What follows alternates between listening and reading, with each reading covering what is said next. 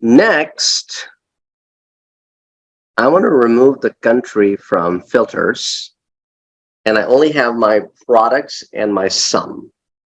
Okay.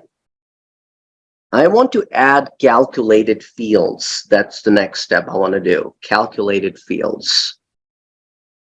So click anywhere in your pivot table, and in the Analyze tab on the right-hand side, you have a group called Calculations.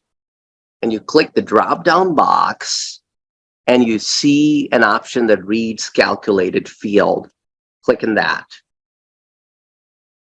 Okay. Click the calculated field. So I want to calculate tax amount. So I want to calculate tax amount, and my formula is like this.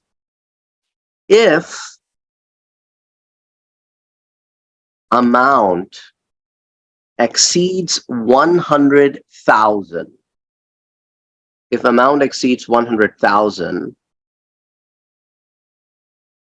3% of the amount will be the tax.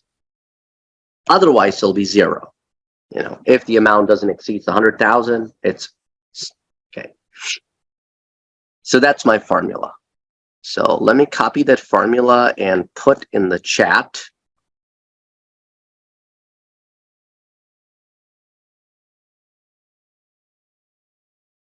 And now we have one additional column, sum of tax. And this is basically the percentage. So anywhere the sum amount doesn't exceed 100,000,